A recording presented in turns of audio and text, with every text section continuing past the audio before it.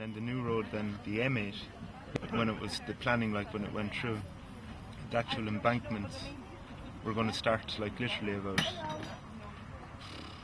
20 or 30 yards from his front door, like these big like motorway embankments. So his actual problem, initially he was opposing the road, and then like after a while it just became apparent like it's going through, you know, they had a locals group, they put some money together for some legal action, but like it quickly became apparent like that they just couldn't stand up to these guys. So his actual dilemma was then just getting them to take his house for health reasons and whatnot, because, you know, constant passing of traffic would affect your health, and it's literally that close to your front door, you know.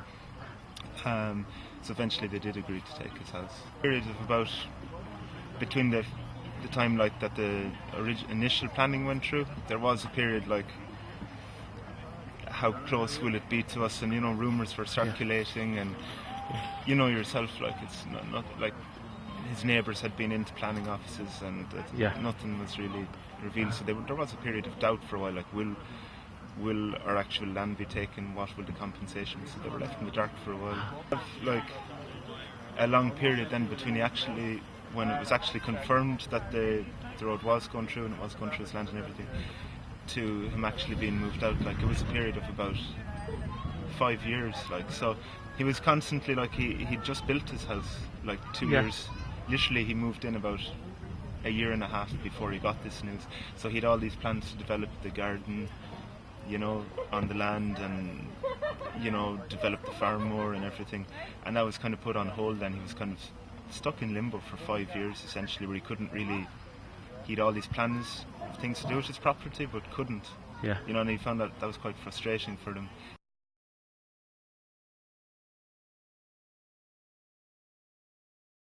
Ones that would have been closest to me, there was like a small kind of a settlement at Kilcoran. So there's a house hotel in that, which would have been depending a lot on traffic from the N8. Yeah. So I mean that seems to have gone down in business a lot. Then there was local towns in Cahir, Okay. which would have also got, they had been bypassed a couple of years ago, but still a lot of traffic did come through the town. It was good for business, but now the new motorway just, Oh yeah. you know, you can't, you Yeah. know.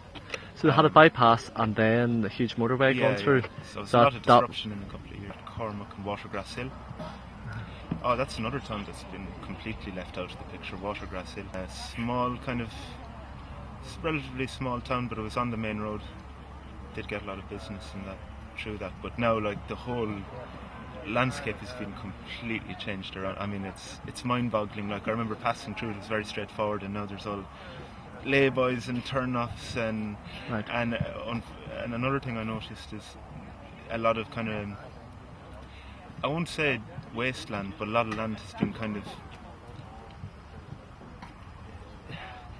it's like almost abandoned or cut off. Little islands of land in between workyards and drainage areas, and like just the landscape has just been completely changed. Like industrialised, like, I mean, maybe a lot of land isn't being used directly by the road, but has been, like, you know, trunked over, hardcored over. You've got these huge allotments which would have been field and were bought, I suppose, by the roads authority or whatever, but now they're kind of industrial wasteland, you know, and kind of soak pits taking the water, drain water off the road and stuff, which isn't directly the motorway, but like it's kind of an eyesore really. It's where there's just like debris almost left from the building of the road, like stacks of concrete pipes and, you know, like piles of kind of gravel and stuff with grass growing out of them that aren't really useful, but are just kind of left there. You know, certainly between the gap in a few years between the first time I'd been down in Watergrass Hill and recently I was down there, and just like a lot of shops that I would have known have closed, and bars, like, just maybe it's something to do with the recession as well, I don't know, but I mean, it just makes sense that a lot of their clients or customers have just the Ordnance Survey map inside, which shows the position of the road, you know, like the initial proposition, okay? What they don't seem to be shown on it is like all these other, they will have to buy more land, do you know what I mean? Around it for depots and drainage, and so it's more than just a road. It's like more than the actual swatch of road that they're taking. They take a lot, probably maybe a couple of 100 acres here and there. I mean, suddenly an area that would have been rural, like, and remote and whatever, is suddenly now kind of developing, but like it's Yeah. not a very people-friendly development, you know. You've Yeah. got these big chain stores, and Yeah. that suddenly they're now like, it's like viable to put them up in these areas Yeah. now because there's transport. It's like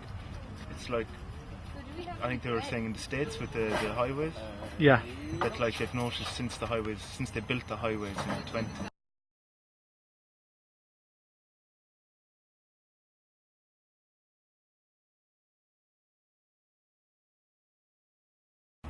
This development, as we call it or whatever, like basically like the whole thing in the 20th century, last century, has been to like take people, like have stuff less local and more like, you know, out of town, like basically, and that's all been viable because people have had cars and petrol and stuff. Fuel was cheap and they could go out and in and out and, you know, out to these, you know, industrial, you know, supermarket chains or whatever, you know.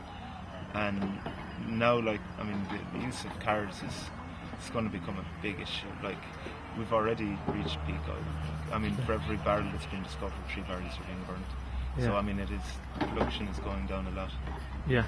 So like it just seems kind of laughable in this day and age, just to put so much of a transport strategy's budget into building a road, which in a couple of years, like, they're predicting growth of traffic, but it can't go on. Like, it's so short-sighted. Like, it's like, it's literally like the boy with the finger in his dam, you know. Yeah. In the dam, and the dam is breaking all around. You know, I mean, Yeah. like, if they really want to get their transport strategy online, like roads like this, they're Yeah. phenomenal stupidity. Like, you know. I mean, certainly some roads are needed, like of course, and bypasses. Why not? You know, maybe not are commercially good for a town, but like, it's better than having your kids, you know, living in your house and there's trucks passing and pollution. Bypasses are sometimes needed. And the roads here, like, they need to invest money not in building new roads, but improving the roads that are here. Like, I thought I was coming up the north now, and I was like, oh, I expected the roads to be much better quality than the south, but they're not. Yeah. They're not. Like, they've no drainage. You know, there's no drainage along any of the roads here, and you can see the surface is all pocked, and that's because of frost. Like, do you know what I mean? Like, simple things like upgrading, putting in drainage, putting in, you know, resurface. You know what I mean? Upgrade. Look at what you have and make that better instead of just leave that and invest all this money in it. Do you know what I mean? It's even in the paper there. I forget which one, but it's like, it says like this A5 is one of the key projects in the Northern Ireland Transport. What's it called? Northern Ireland Transport budget or plan. Do you know what I mean? It's one of the key. Yeah. You know what I mean? It's not like, we introduced, you know, we upgraded railways, we were doing this, or ports or whatever. No, it's a motorway. Like, they're calling it the Northwest Corridor.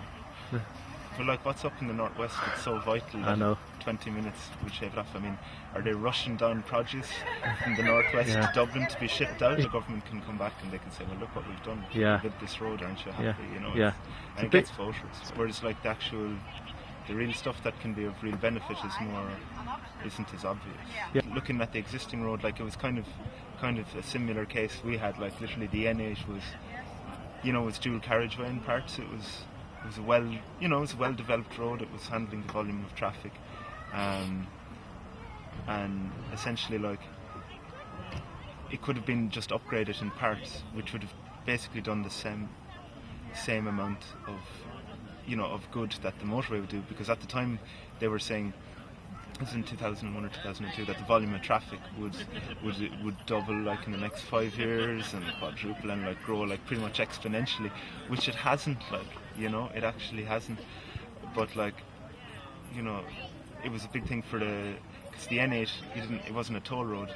You know, this we have it in the south. I don't know. We have it in the north. The PPS, public-private, you know, projects. So like, they're, you know what I mean. It's kind of a privately driven but state kind of directed kind of thing. So now it's like a business essentially. Like, it's a toll road, whereas before you didn't have to pay.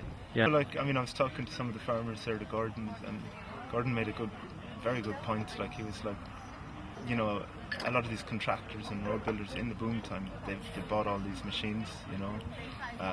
Like an excavator can cost €250,000 or pounds, no problem. And like they've all this heavy duty gear sitting line idle in their yards, and they need, you know, they want to use it, they need justification for buying all this stuff. So there's a lot of big business pressure, like, to get this rolled through, you know. Yeah. And funnily enough, I mean, the main contractors like Mouchel are English. They're not even an Irish contractor, which seems kind of like, it's almost like bringing in like a company that has got no relation to the surrounding landscape or the surrounding towns. So they're not going to have any qualms about let's just roll through here. It's completely objective for them. They've got no tie to this country or to this landscape. They're just like mercenaries out to do a job. It's more clinical, but it's like, I think when you're doing any kind of a big civil engineering road works or whatever that requires like compulsory purchase orders, you need sympathy. Like, you need to be able to have sympathy with the local people. You know, you can't just hire out these mercenaries from another country. It just seems very clinical and cold in this day and age. It's a shame.